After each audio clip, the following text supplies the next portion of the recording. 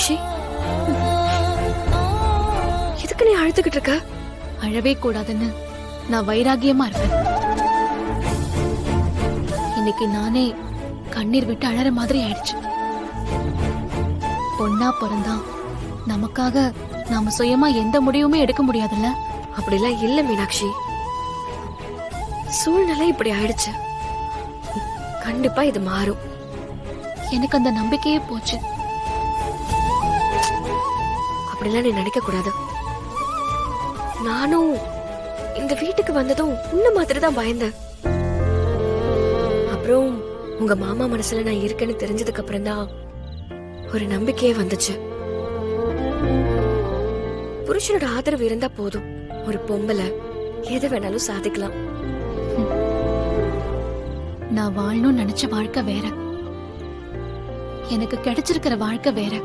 இங்க பாரு, ஜீவா சரியா படிக்காம இருக்கலாம், நல்லா சம்பாதிக்காம இருக்கலாம். ஆனா இந்த வீட்லயே ரொம்ப நல்ல ஆளுன்னு சொன்னா அது ஜீவாதான். என் மேல அம்பட்டு பாசம் காட்டுவா. கல்யாண மண்டபத்துல கூட என்ன திருட்டு பழியில இருந்து காப்பாத்துனா. எனக்கு ஒரு பிரச்சனைனா மொத ஆளா ஜீவாதான் வந்து நிப்பான். அப்படி இருக்கும்போது உன்னை சும்மா விட்டுருவானா? நல்லவன் தான் இப்படி செய்வானா? அதுல எனக்கும் கோபம் இருக்கு. ஆனா அவன் ஏன் இப்படி செஞ்சானே இப்ப வரைக்கும் எனக்கு புரியல. ஆனா கண்டிப்பா அவனுக்கு சப்போர்ட்டா தான் இருப்பான். அவனால மட்டும் இல்ல, யாராலையும் எனக்கு சப்போர்ட்டா இருக்க முடியாது. ஏண்டி அப்படி சொல்ற? மத்தவங்களுக்காக கூட பாட்டி எங்களை ஆசீர்வாதம் பண்ணல பாரு. அவங்களுக்கு சும்மாவே என்ன கண்டா பிடிக்காது. இப்ப சொல்லவே வேணாம், என் மேல இருக்கிற கோவத்துல உன்னையே அவங்க படாத பாடு படுத்துனாங்க. இப்ப நானே வந்து கிடைச்சிருக்கேன், சொல்லவா வேணும்? பாட்டி கோவத்துல பேசினதெல்லாம் நீ மனசுல வச்சுக்காத.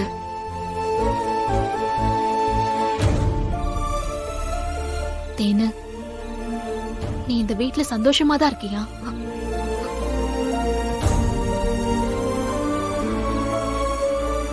எல்லா மனுஷங்களுக்கும் ஏதோ ஒரு குறை இருக்கதான் செய்யும். நான் கல்யாணம் ஆகி இங்க வந்த புதுசுல உன்னையும் அம்மாவையும் பிரிஞ்சிருக்கிறது ஒரு குறையா இருந்துச்சு.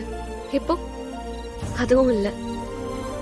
நீ இந்த வீட்டுக்கு மருமகளா வந்ததுல எனக்கு சந்தோஷம் தான். என்னால அப்படி சந்தோஷப்பட முடியல. அந்த ஜீவாவோட முகத்தை கூட எனக்கு பார்க்க பிடிக்கல.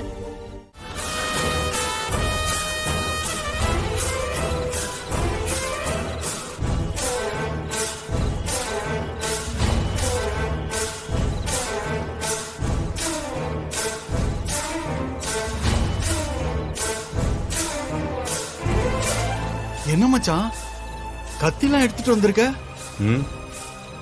இதுக்கு ஒரு வேலை கொடுக்கலாமேனு தான்.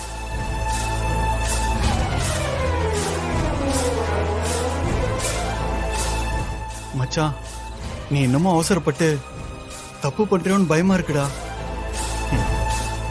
இந்த தப்பை நான் பண்ணலேன்னு வையேன், அது என் லைஃப்ல நான் தோத்து போனவன் ஆயிடுவேன். டேய், நல்லா ஒரு தடவை யோசிச்சுக்கடா.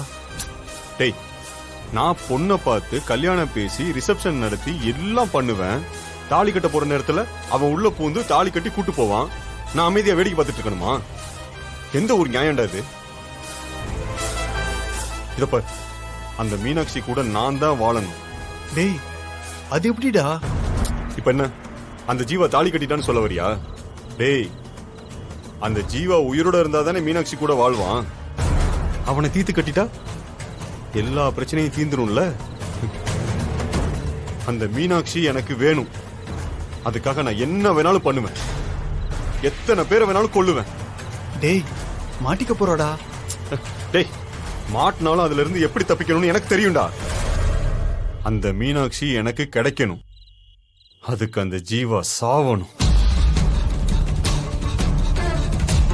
இங்க பாரு, நான் சத்தம் இல்லாம வேலையை முடிச்சுட்டு வரேன். நீ காரை ஸ்டார்ட் பண்ணி ரெடியா இரு, புரியுதா?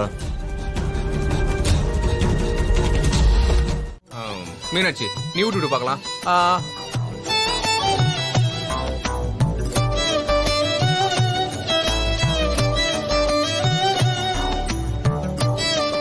டேய், வாயில ஈ போயிட போதுடா, வாயை மூடு.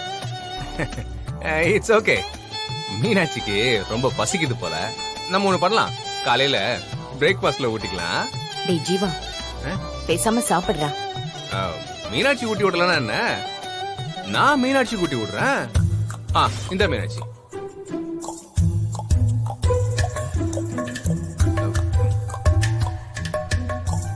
சரி சரி. நான் காலையில பிரேக்ஃபாஸ்ட்க்கு ஊட்டி விடுறேன். நீ சாப்பிடு, நீ சாப்பிடு.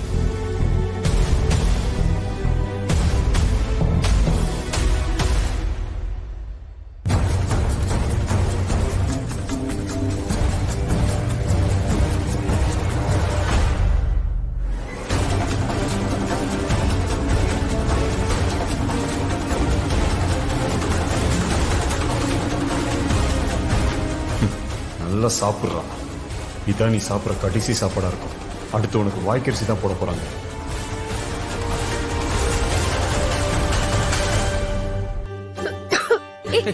மீனாட்சி மீனாட்சி